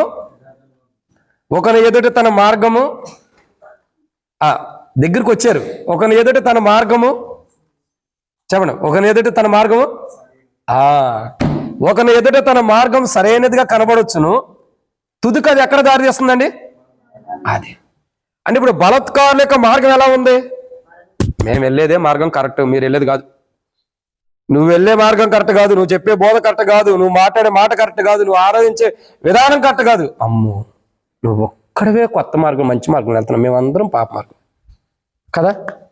మన నీతి మాటలు అలా ఉంటాయి, మన నీతి మాటలు అలా ఉంటాయి. కానీ బలత్కారులా అంటే మనం కూడా ఉంటాం. వాళ్ళు ఎలా ఉంటారు? వాళ్ళు తమ మార్గమే తమకు మంచిదిగా కనపడుద్ది, మేము వెళ్ళే మార్గం కరెక్టు, కానీ ఒకరిని ఎదుట తన మార్గం సరైనదిగా కనపడుతుందంట. మనం వెళ్ళేటప్పుడు మన మార్గం ఎలా ఉంటుంది? సరైనదిగా ఉంటుంది. ఒరే నువ్వు అబద్ధం ఆడుతున్నావు అంటే, నేను ఎప్పుడు ఆడాను? అది కావాలని అవసరానికి వాడే తప్ప నేను అబద్ధం ఆడలేదంటావు. అంటే నువ్వు అబద్ధం ఆడేవని ఒప్పుకుంటున్నావు, కానీ అది నేను కాదంటావు. అంటే నీ మార్గం నీకు కరెక్టే. ఇంకొకటి అవసరానికి అబద్ధం ఆడితే ఏమంట? బుద్ధి లేదా, అబద్ధం ఎట్ట ఆడతావు. మరి నీకు లేదా బుద్ధి? అబద్ధం ఆడినోడే బుద్ధి లేదంటావు, మరి నీకు ఆ బుద్ధి లేదు. నీ బుద్ధి గడ్డిదంది, వాడి బుద్ధి ఉంది కాబట్టి మరి సరి చేసుకుంటున్నాడు, అంతే కదా.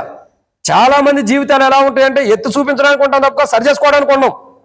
కానీ ఇక్కడ గమనించాల్సిన కోణం ఏంటంటే బలత్కారుల యొక్క జీవితంలో వారి మార్గం సరైనదిగా ఉంది. వాళ్ళకి నేను వెళ్ళే మార్గమే కరెక్టు, నేను వెళ్ళే మార్గమే సరైనది అనిపిస్తుంది, కానీ అది తుదుకు మరణానికి దారితీస్తుందని వారికి అర్థం కాదు. ఎప్పుడు అర్థమైందంటే సంఘము ఎవరైతే బలత్కారుల యొక్క మార్గంలో తప్పించబడి నేనే మార్గమును సత్యము జీవనం అన్నటువంటి యేసు ప్రభు మార్గం ఎవరైతే నడుస్తారో అప్పుడు వాళ్ళకి ఏమనిపించింది? యేసు ప్రభు మార్గం నడిచిన వారు రోజు ప్రభు వచ్చినప్పుడు సజీవులైండి జీవం కలిగిన వారుగా ఎత్తబడిన తర్వాత మధ్యాకాశానికి వెళ్ళి పెండ్లి విందులోకి వెళ్ళినప్పుడు అప్పుడు వాళ్ళకి అర్థమైంది, ఓహో నేను బలత్కారుల చేతిలో తప్పించబడ్డా కదా అని. ఇప్పుడు బలత్కారులకు ఎప్పుడు అర్థమైంది? ఈ సంఘంలో మనం ఎత్తబడిన తర్వాత భూమి మీద వాళ్ళు విడవబడినప్పుడు 7 ఏళ్ళ శ్రమ కాలంలో వాళ్ళు ఏ మార్గంలో వెళ్ళారో వాళ్ళకి అర్థమైంది. ఇప్పుడు అర్థం కాదు. ఎప్పుడు అర్థమైంది? సంఘంగా ఎత్తబడిన తర్వాత, సంఘం భూమి మీద నుండి వెళ్ళిపోయిన తర్వాత. నేను మరలా రిమైండ్ చేస్తున్నా, మరలా అడుగుతున్నా, 666 ముద్ర ఎప్పుడు వచ్చింది?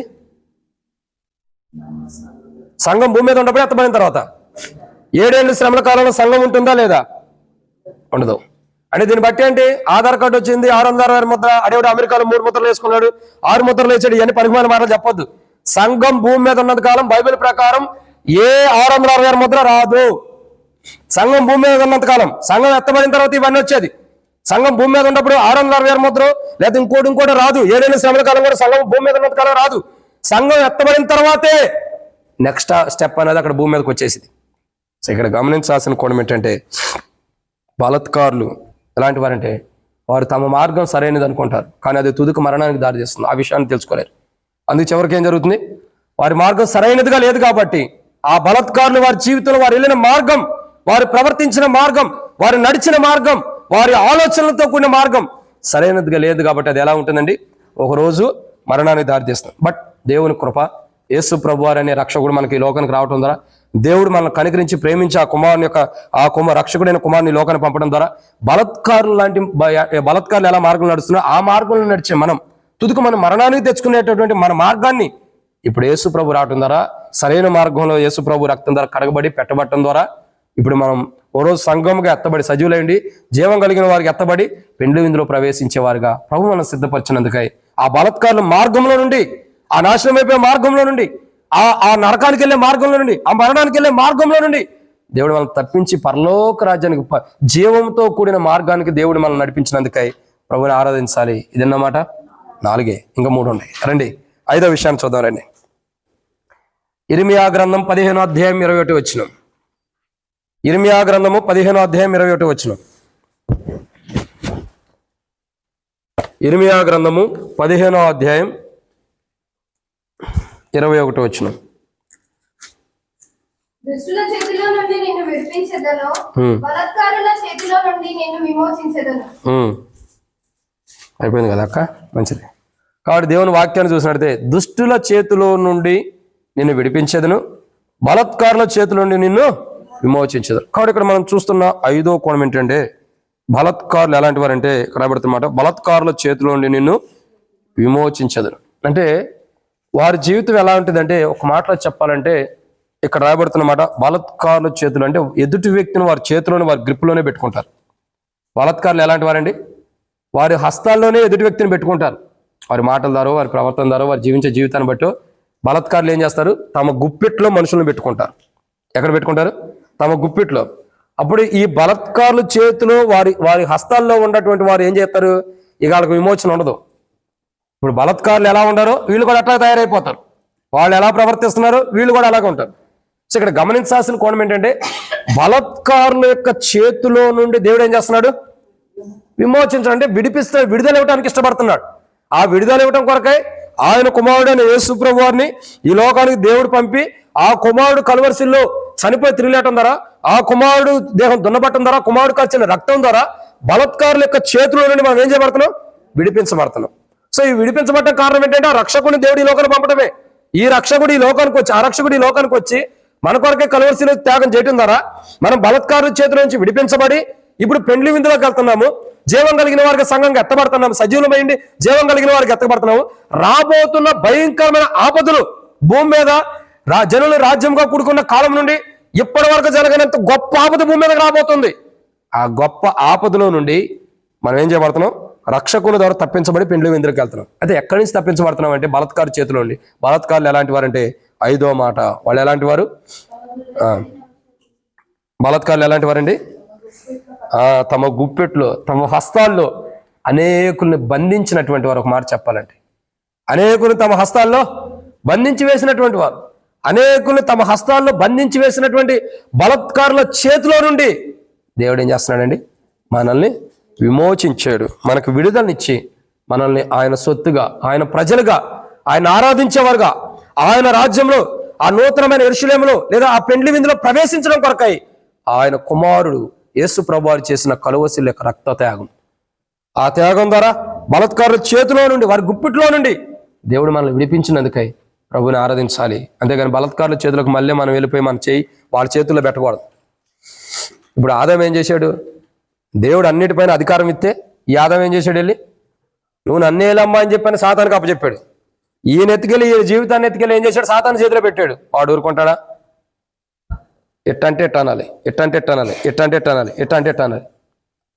ఎటు వంగ తీస్తే అటు వంగాల్సిందే. ఇటు సాతాను ఎటు చెబుతాడు అడవాల్సిందే తప్పక ఇంక ఈయన ఓన్గా చేయడానికో లేదా ఈయన స్వాతంత్రం లేదు ఇక. ఎందుకని? వాడు ఏం చెబుతా చేయాల్సిందే. అంటే తన స్వేచ్ఛ అన్నది లేదు.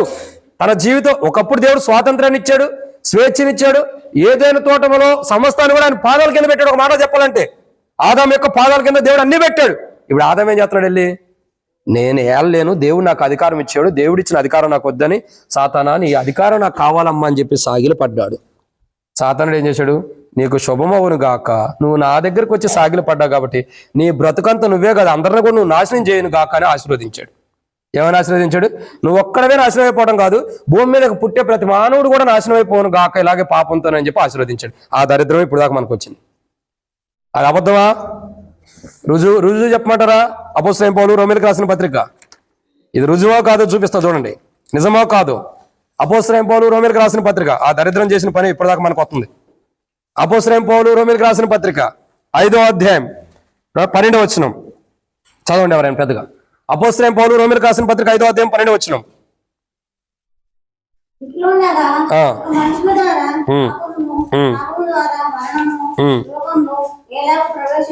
చాలు అక్కడికి అయిపోయింది. చాలు. కానీ ఇక్కడ ఏం రాయబడుతూ వచ్చిందండి? ఒక మనుషుని ద్వారా. ఒక మనుషుడు ఎవడు? ఒక మనుషుడు ఎవడంటే మొదట ఆదామే కదా, అవునా? కాదు, ఒక మనుషుడు ఎవరంటే 14వ వచనంలో, అయినను ఆదాము చేసిన అతిక్రమమును పోలి పాపం చేయని వారి మీద కూడా ఆదాము మొదలుకొని మోషే వరకు మరణమేలేను, ఆదాము రాబోవానికి గుర్తయి ఉండెను. అంటే మొదటి ఆదాము ఉన్నాడు కదా, దేవుడు నీకు అన్ని అధికారం ఇచ్చానే, చక్క ఏరుకో బాబా అని చెప్పి చక్క సృష్టించి అధికారం ఇస్తే, నేను వెళ్ళలేను, దేవుని అధికారం నాకు వద్దు, నువ్వే అధికారం, నీ అధికారం కావాలని దాని ఎదుటి సాయలు పడ్డాడు. అది చక్కగా ఆశీర్వదించింది. నువ్వు నిజముగా సంతోషంగా నీవు నీ కుటుంబాలు భూమి మీద పుట్టిన ప్రతి మానవుడు పాపంలో జీవించును గాక అని ఆశీర్వదించింది. దరిద్రం పట్టింది ఇక మనకి అక్కడ నుండి. ఇప్పుడు ఏం జరుగుతుంది? ఆ మొదటి ఆదాం ద్వారానే ఈ పాపం అందరూ సంప్రోక్త అయింది. లేకపోతే అసలు పాపమే లేదు భూమి మీద. ఈ పాపానికి మెయిన్ రీజన్ ఎవరు? ఆదాం పాపం చేయడానికి మెయిన్ రీజన్ ఎవరు? అవ్వ పాపం చేయడం మెయిన్ రీజన్ ఎవరు? అది. సాతాన్ని సృష్టించింది ఎవరు? దేవుడా. సరే, అది కూడా ఒక స్టోరీ ఉంది. అది సరే, స్టోరీ సబ్జెక్ట్ ఉంది, తర్వాత చెబుతుంది దాని గురించి, అప్పుడే రివీల్ చేయకూడదు. కానీ దేవుని వాక్యాన్ని చూసినట్టే ఈ సాతాను యొక్క జీవితం చూడండి, సాతాను యొక్క అనుభవం చూడండి. ఈయన వెళ్ళటం దేనికి, దానికి సాగిలపడిన అనుభవం తీసుకురావడం దేనికి, ఆ పండు తినటం దేనికి, ఇంత నష్టం తెచ్చుకుని నువ్వు చెడ్డది కాక అనేకం జరగకూడతాం దేనికి? బలత్కారుల జీవితం అలాంటిదే. వాళ్ళు ఏం చేస్తున్నారండి? ఏం చేస్తున్నారు బలత్కారులు? వారి చేతులు అనేకులను పెట్టుకుంటారు. ఇప్పుడు ఆదాము ఎవరి చేతిలో ఉన్నాడు? సాతాను చేతిలోకి వెళ్ళిపోయాడు. దేవుడు ఇంకా కనికరించి వాళ్ళకి బట్టలు లేకపోతే ఆయా ఏదో కొద్దిగా హెల్ప్ చేస్తూ చర్మ చొక్కాలి అవన్నీ దేవుడు కృపను అనుకరించి ఇస్తూ వచ్చాడు. అది కానీ 4వ అధ్యాయం చదివితే మనకు అర్థమైంది. ఏదో దేవుడు కనికరించి ఇస్తూ వచ్చాడు 3వ అధ్యాయంలో. అర్థమవుతుందండి? అప్పటికే దేవుడు కనికరం ఉంది. ఎక్కడుండా? సాతాను చేతిలో ఉండా ఇంకా దేవుడు కనికరిస్తేనే వస్తున్నాడు. అదే దేవుని మహోన్నతమైన ప్రేమ కృప అంటే అదే. అందుకే దేవుని అర్థం చేసుకోవడం మన జీవితం చాలదు. కడుప్రియులారా, దేవుని వాక్యం అంటుంది బలత్కారుల చేతిలో నుండి దేవుడు మనల్ని ఏం చేశాడు? విమోచించాడు. సో అట్లా మనల్ని విమోచించి ఆయన ఆ రాబోతున్న 7 ఏళ్ళ శ్రమల కాలం నుంచి తప్పించి ఆ పరలోక రాజ్యానికి, ఆ నిత్యత్వపు రాజ్యానికి, ఆ పెండ్లి విందులోకి మనల్ని తీసుకెళ్ళడానికి ప్రభు ఇష్టపడి తన రక్షకుని లోకాన్ని పంపినందుకై, ఆ రక్షకుడి ద్వారా పెండ్లి విందులోకి మనం వెళ్తున్నందుకై దేవుని కృతజ్ఞమై రుణస్థులమై దేవుని ఆరాధించాలి. ఇది ఎన్నో మాట? 5. 6వ విషయాన్ని చూద్దామండి. 6వ మాట, దేవుని వాక్యాన్ని చూస్తున్నాం. 6వ విషయాన్ని చూసినట్లయితే కీర్తన గ్రంథం 86వ అధ్యాయం 14వ వచనం. కీర్తన గ్రంథం 86వ అధ్యాయం 14వ వచనం. దేవా, గర్విష్ఠులు నా మీదికి లేచి ఉన్నారు, బలత్కారులు గుంపు కూడి నా ప్రాణము తీయదూచుచున్నారు, వారు నిన్ను లక్ష్యపెట్టని వారై ఉన్నారు. చాలక్క. 7వ మాట ఏంటంటే గర్విష్ఠులు ఎలాంటి వారు, బలత్కారులు ఎలాంటి వారంటే ఎలాంటి వారు? ఇక్కడ రాయబడుతున్న మాట ఎలాంటి వారు? వారు నిన్ను లక్ష్య పెట్టని వారై ఉన్నారు. ఎలాంటి వారు ఉన్నారండి? లక్ష్య పెట్టని వారు అంటే దేవుని గురించి ఆలోచన లేనటువంటి వారు, అసలు దేవుణ్ణి మనసుకు తెచ్చుకోకుండా దేవుని భయం అంటే కూడా ఉండదు. ఆ మాట చెప్పాలంటే దేవుని లక్ష్య పెట్టిన వారైతే దేవుని భయం ఉండేది కదా వారిలో. దేవుని యందు శ్రద్ధ నిలిపిన వారై దేవుని యందు భయభక్తులు కలిగిన వారు ఉంటే దేవుని యొక్క భయం వారిలో ఉన్నప్పుడు వారి జీవితాలు బాగుంటాయి కదా. అవునా? దేవుని భయం కలిగిన వారు దేవుడు అంటే గౌరవిస్తారు కదా. వారిలో అసలు గౌరవమే లేదు. దేవుడు అంటే గౌరవమే లేదంటే అర్థం ఏంటి? భయం లేని కూడా బజార్లో తిరిగినట్టుగా ఉండి దాని పని అంతే, ఇంకేం లేదు. సో ఇక్కడ గమనించాల్సిన కోణం ఏంటంటే బలత్కారులు ఎలా ఉన్నారు అని మనం గమనించినట్టయితే వారు దేవుని లక్ష్య పెట్టని వారు, అంటే దేవుణ్ణి మనసు తెచ్చుకోకుండా, దేవునికి విలువ ఇవ్వకోకుండా, దేవుని భయం లేకుండా, దేవుడు అంటే భయభక్తులు లేకుండా, దేవుని కార్యాలకి విలువ ఇవ్వకోకుండా జీవించేటటువంటి వారు బలత్కారులు. ఎలాంటి వారండి? చెప్పండి. ఎలాంటి వారు? దేవుణ్ణే లక్ష్య పెట్టని వారు, అంటే దేవునికి విలువ ఇవ్వనటువంటి వారు, దేవుని మాటలకి విలువ ఇవ్వనటువంటి స్థితిలో ఉన్నటువంటి వారు, దేవుని కార్యాలకు విలువ ఇవ్వనటువంటి వారు, అలాంటి వారు బలత్కారులు. ఇప్పుడు ప్రజలు ఎలా ఉన్నారు చెప్పండి? చాలా మంది దేవుని లక్ష్య పెడతల్లా. మరి దేని లక్ష్య పెడుతున్నారు? నీ ధనం ఎక్కడ ఉన్నో నీ హృదయం ఎక్కడ ఉన్నట్టు ధనాన్ని లక్ష్య పెడుతున్నారు. ధనం కోసమే దేవుని సన్నిధిని కూడా పోగొట్టుకునే వాళ్ళు ఉన్నారు. డబ్బు కోసం దేవుని మందిరం పోగొట్టుకుని ఉంటారు. కలెక్టర్లు, బిల్ కలెక్టర్లు, ఇంకా పెద్ద పెద్ద ఇంకా చెప్పాలంటే అమెరికా ప్రెసిడెంట్ కంటే కూడా మనం గొప్పవాళ్ళం. అమెరికా ప్రెసిడెంట్ ఎవరు? డొనాల్డ్ ట్రంప్ కదా. అమెరికా ప్రెసిడెంట్ ఏం చేస్తాడు? నేను తెలుసుకున్నది ఏంటంటే, వాస్తవం నాకు తెలిసింది ఏంటంటే, ప్రతి సండే ఖచ్చితంగా ఆయన చర్చికి వెళ్తాడంట. ఎక్కడికి వెళ్తాడు? ప్రతి సండే చర్చికి వెళ్తాడు. ఇంకా వారి యొక్క అంటే ఆ దేశపు ప్రకారం ఏంటంటే, వారి అసెంబ్లీ సమావేశాలు, పార్లమెంట్ సమావేశాలు ఉంటాయి కదా, ఖచ్చితంగా బైబిల్ ద్వారా వాక్యం చెప్పించుకున్న తర్వాత దాన్ని ఆరంభిస్తారు. అంటే వాళ్ళంతా బైబిల్కి విలువిస్తున్నారు. బైబిల్ అంటే దేవునికి విలువిస్తున్నారు. డొనాల్డ్ ట్రంప్ ఖచ్చితంగా ప్రతి ఆదివారం మందిరంకి వెళ్తాడంట ఆయన చర్చికి, లేదా ఆయన దగ్గరికి వచ్చిన సేవకులు వాక్యం చెప్పాలి. కొన్ని పరిస్థితులు బాగాపోతే కూడా ప్రతి ఆదివారం. ఎందుకని? అగ్రరాజ్యమైన రాజ్యానికి ప్రెసిడెంట్ అయిన ట్రంపే దేవుడి సన్నిధిలో భయముతో వణుకుతో ఈరోజు ప్రభుదేవం దేవుని సన్నిధిలో ఉండాలని ఆశ కలిగి ఉంటుంటే, దేవుని సన్నిధిలో ఉంటుంటే ఆయన కంటే బిజీ పర్సన్స్ మనం. ఎవరికంటే? డొనాల్డ్ ట్రంప్ కంటే కూడా చాలా బిజీ పర్సన్స్. అసలు మన మందిరానికి రావడానికి కూడా చాలా అతి కష్టం. మనకి ఆదివారం మందిరానికి రావడానికి కష్టం. వారకారికి మనకి ఏమవుతాం? అది కూడా రాలే. చాలా బిజీ. మనకున్న బిజీ చూస్తే ట్రంప్ కూడా మన ముందు ఓడిపోతాడు.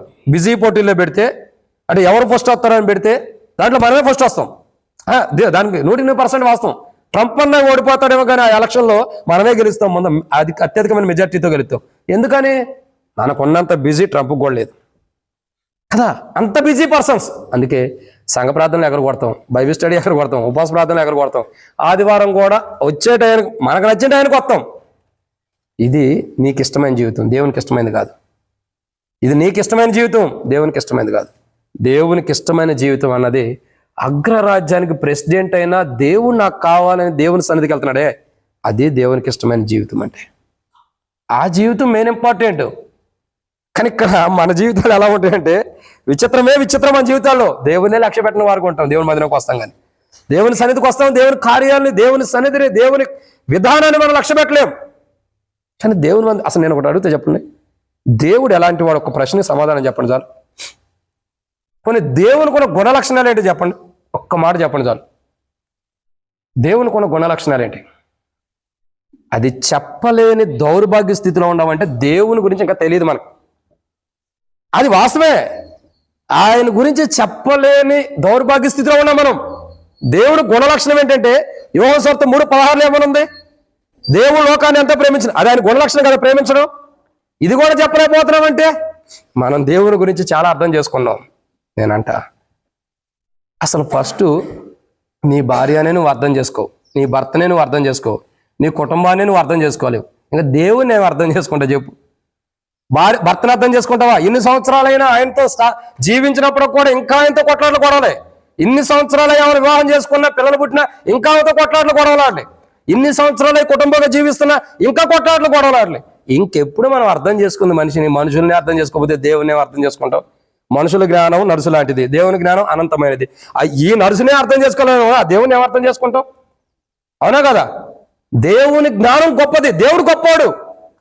ఆయన గుణలక్షణం ఒకటే, ఆయన ప్రేమిస్తాడు. ఎలాంటి వాడినైనా ఎలాంటి ప్రేమతో ప్రేమిస్తున్నాడు? ఇర్మియా గ్రంథం 31:3 రాయబడుతూ వచ్చింది, శాశ్వతమైన everlasting love, eternal love, ఎప్పటికుండే నిత్యత్వపు ప్రేమతో ఆయన ప్రేమిస్తున్నాడు. ఇదే ఆయన గుణలక్షణం, ఇది ఆయన మౌనతుడైన దేవుని యొక్క గుణలక్షణం. కానీ మనం దౌర్భాగ్య స్థితి ఏంటంటే ఇంతగా ప్రేమించే దేవుణ్ణి ఎరగపోవటం, ఆయన లక్ష్య పెట్టబడమే మన బలహీనత, మన దౌర్భాగ్యమైన స్థితి. అందుకే మనం బలత్కారులాగా ఉండం. ఎలా ఉన్నామండి? బలత్కారులాగా. చూడండి, మనం ఏ స్థితిలో ఉంటామో, ఏ జీవితానికి దిగజారిపోయామో అర్థం చేసుకోండి. కానీ బైబిల్ చెబుతున్న మాట అమోఘమైనది.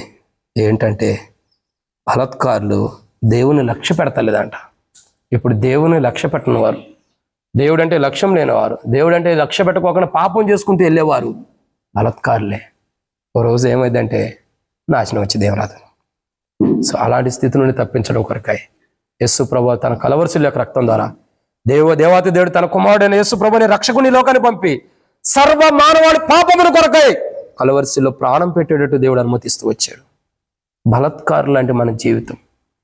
బలత్కారులాగా ఉంటూ దేవుణ్ణి ఎరగనటువంటి, చూడండి అసలు ఎంత దారుణమైన మాట తెలుసా? వారు దేవుని లక్ష్య పెట్టలేదు అంటే అర్థం ఏంటి? దేవునికి విలువ ఇవ్వాల. దేవుని యందు వాళ్ళు దేవుడు అంటే విలువ ఇవ్వట్లేదు, దేవునికి గౌరవం ఇవ్వట్లేదు, భయం కూడా లేదురండి. నేను చెప్పాక మొదట అంటే ఇలాంటి దౌర్భాగ్యమైన స్థితిలో ఉన్నారు. కానీ దేవుని కృప వేరు ప్రియులారా. అయినప్పటికీ మనం ఎలాంటి వారమైనా, బహుశా ఎలాంటి వారి దగ్గర ఇలాంటి వారితో ఉన్నా ఈ బలత్కారులు లాంటి జీవితం మనలో ఉండా, అలాంటి వారి దగ్గర మనం ఉండా. యేసు ప్రభు అనే రక్షకుడు మన కొరకే ఈ లోకానికి వచ్చి ఆయన కలువరిశిలో ఖర్చిన రక్తం ద్వారా ఈ బలత్కారులతో ఉండ మన జీవితాన్ని తొలగించి దేవుని ఎరగని జీవితాన్ని తొలగించేసి ఇప్పుడు దేవుని ఎరిగిన వారుగా, దేవుని ఆరాధించే వారుగా సిద్ధపరిచి, అదిగో యేసు ప్రభు అనగానే, ఇదిగో పెండ్లి కుమారుడు ఎదుర్కోండి అనగానే సంఘముగా ఎత్తబడి, సజీవులమైన జీవం కలిగిన వారికి ఎత్తబడి, ఈ బలత్కారపు యొక్క జీవితం నుండి కాపాడబడి సజీవులమైన జీవం కలిగిన వారికి ఎత్తబడి పెండ్లి విందులోకి ప్రవేశిస్తున్నాం మనం. అదే దేవుని యొక్క నిత్యమైన ప్రణాళిక మానవుడి జీవితానికి అర్థం కాదు.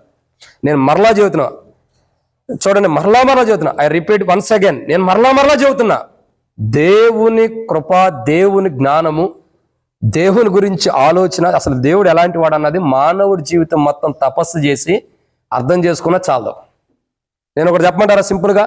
నేను ఆ జీవితాల్లో జీవితకాలం అంతే దేవుని గురించి తెలుసుకున్నా, కంట్లో ఉన్న నలుసంత కూడా తెలుసుకోవాలి మనం దేవుని గురించి. ఇంకా తెలుసుకోవాల్సింది ఎంత ఉంది? అనంత విశ్వం. ఇంత విశ్వంలో ఇంత విశ్వమైన దేవుణ్ణి మనం జీవితకాలం అంతా తెలుసుకునేది ఎంత? కంటిలో ఉన్న నలుసు అంతే, అంత కూడా తెచ్చుకో, నాకు తెచ్చు బహుశా. చెడు దేవుడు ఎంత గొప్పవాడు. కాబట్టి ఆయన బలత్కారుల యొక్క వశంలో ఉండి దేవుణ్ణి లక్ష్య పెట్టిన బలత్కారుల దగ్గర నుండి మనల్ని కాపాడుకోవడం కొరకాయ, మనం రక్షించడం కొరకాయ రక్షకుని లోకాన్ని పంపాడు. తద్వారా మనం దేవుని ఆరాధించే వరకు ఉన్నట్లు మనకు సహాయం చేయాలి. ఇది 6వ మాట. 7వ విషయం, బలత్కారులు ఎలాంటి వారు అనండి. దేవుని వాక్యాన్ని చూసినట్టే కీర్తనల గ్రంథం 86వ అధ్యాయం 4వ వచనమే 14వ వచనం క్షమించండి. దేవా గర్విష్ఠులు నా మీదికి లేచి ఉన్నారు. చాలా చివరికి 7వదిగా బలత్కారులు ఎలాంటి వారు. ఎందుకంటే ఇలాంటి ప్రజల దగ్గర నుంచి దేవుడు మనల్ని కాపాడటం కొరకు తన రక్షకుని లోకాన్ని పంపి, ఆ రక్షకుడి ద్వారా ఈ బలత్కారుల చేతిలో నుంచి మనం కాపాడబడి పెండ్లి విందులోకి వెళ్తాం. రాబోతున్న భయంకర ఆపదలను తప్పించబడిన వారమై సజీవమైంది జీవం కలిగిన వారికి పెండ్లి విందులోకి వెళ్తున్నాం. ఇది మనం చూస్తున్న సబ్జెక్ట్. సో అంశము దీంట్లో మనం చూస్తున్న 7వ పాయింట్ ఏంటంటే బలత్కారులు ఎలాంటి వారు అని మనం చూస్తున్నాం. వారు ఎలాంటి వారు? ప్రాణం తీయజూచేటటువంటి వారు. బలత్కారులు ఎలాంటి వారండి? ప్రాణం తీయటానికి ఇష్టపడేటటువంటి, ప్రాణం పోయటానికి ఇష్టపడేవారు కాదు. చూడండి, మంచి సమరయుడు ఉన్నాడు, గుడ్ సమరయుడు. ఏం చేశాడు? మంచి సమరయుడు ఏం చేశాడు? అతను చూసాడు, అతని పుల్లకి ఏం చేశాడు? నూనె రాశాడు, పుల్లకి కట్టుకట్టాల్సింది కట్టాడు, పూటకుళ్ళ వాడిని చేర్చాడు. ఇది కరెక్ట్ అయిన మార్గం. This is right way. ఇక్కడ ఇది మంచి మార్గం, ఇది కరెక్ట్ అయిన మార్గం, ఇది శ్రేష్టకరమైన మార్గం. ఎవరిది ఇది? ఎవరికంటే ప్రాణం పోసేవాడికి. ప్రాణం తీసేవాడు మాటుగాళ్ళలాగా ఉంటారు, ఎదురు చూస్తారు ఎవరు దొరుకుతాడో ప్రాణం తీద్దామని. బలత్కారులు ప్రాణం తీసేవారు, యేసు ప్రభు ప్రాణం పోసేవాడు. బలత్కారులాగా మనం ఉండి ప్రాణం తీసేవారు గుండా, లేదా ఎదుటి వ్యక్తి ప్రాణాలు తీసేటటువంటి బలత్కారులతో సావాసం కలిగి ఉండా, వారి వశంలో ఉండా మనల్ని వారి నుండి విడిపించి ప్రాణం తీసే వారితో సావాసం కలిగిన మనకి ప్రాణం పోసాడు. ఆత్మీయ ప్రాణం పోసి ఇప్పుడు ఏం చేస్తున్నాడు? పెండ్లి విందులో తీసుకెళ్తున్నాడు. రాబోతున్న ఆపద నుండి మనం తప్పించబడుతున్నాం.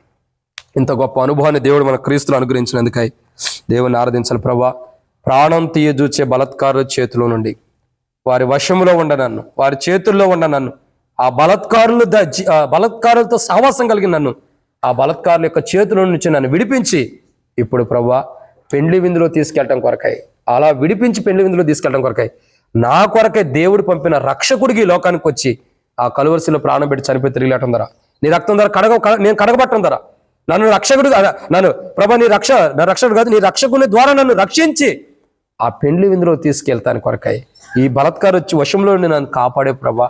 ప్రాణం తీసే బలత్కారులు, ఇంకా కుంపురు కొడే బలత్కారులు, చెడు మార్గంలో వెళ్ళే బలత్కారులు, ఇంకా చేతిలో అనేకులు చిక్కించుకున్నటువంటి బలత్కారుల దగ్గర నుంచి, గర్వం కలిగిన బలత్కారుల దగ్గర నుంచి, చీకటిలో ఉన్న బలత్కారుల దగ్గర నుంచి, దేవుని ఎరగిన బలత్కారుల దగ్గర నుంచి, ప్రాణం తీసే బలత్కారుల దగ్గర నుంచి నన్ను కాపాడటం కొరకే రక్షకుడికి లోకానికి వచ్చి నా కొరకే కలువరిశిలో ప్రాణం పెట్టి చనిపోయి తిరిగి లేచి ఆ బలత్కారుల యొక్క వశంలో ఉండి వారి దగ్గర నుంచి నన్ను కాపాడి ఆ పెండ్లి విందులో తీసుకెళ్తున్నా. రాబోతున్న 7 ఏండ్లు శ్రమలు, ఆ భయంకరమైన ఆపదల నుండి నన్ను తప్పించి ఆ పెండ్లి విందులో తీసుకెళ్ళటానికి నన్ను సిద్ధపరిచినందుకై, ఆ బలత్కారు చేతుల నుంచి కూడా నన్ను విడిపించినందుకని కృతజ్ఞుని ప్రభా, రుణస్తుని ప్రభా. నువ్వు చేసిన ఈ గొప్ప కార్యం ద్వారా, ఆ కలువరిశిల యొక్క త్యాగం ద్వారా, రక్షకుడికి నువ్వు ఈ లోకానికి వచ్చి నా కొరకే నేను రక్షించాలని నువ్వు కార్చిన ఆ కలువరిశిల రక్తం ద్వారా ఈ బలత్కారుల వశంలో ఉండి ఈ చేతుల నుంచి నన్ను కాపాడినందుకు నీకు కృతజ్ఞతలు ప్రభా, నీకు రుణస్తులు ప్రభా. నేను నిన్ను ఎంత ఆరాధించినా తక్కువే ప్రభాని. అట్టి బలత్కారుల దగ్గర వశంలో నుండి దేవుడు మనం కాపాడి పెండ్లి విందులో సిద్ధపరిచి రాబోతున్న ఆపదలను తప్పించి మన సజీవులుగా జీవం కలిగిన వారుగా ఆ పెండ్లి విందులోకి రక్షకుడితో పాటు మనం తీసుకెళ్తున్నందుకై ప్రభుని ఆరాధించే వారుగా మనం ఉన్నట్టు ప్రభు సాయం చేయను గాక. ఆమేన్. దయచేసి ఏది పడితే అది వ్యర్థమైన ఆరాధన చేయొద్దు. వ్యర్థమైన ఆరాధన ఎందుకంటున్నానంటే వాక్య పెరుగులోనే ఆరాధన చేయాలి. ఏది పడితే సొట్టేసుకు రావద్దు, వాక్యానుసారంగా ఆరాధన చేయాలి. అలాంటి ఆరాధన మనం చేద్దాం. ఇష్టం వచ్చిన ఆరాధన చేయొద్దు. విన్న వాక్య ప్రకారం బలత్కారుల చేతుల నుంచి దేవుడు ఎలా విడిపించాడో దాని ప్రకారం మనం ఆరాధన చేద్దాం. బైబిల్ పైకి ఎత్తి బైబిల్ పల్లవాడదాం. 2 పాటలు పడి చదువు.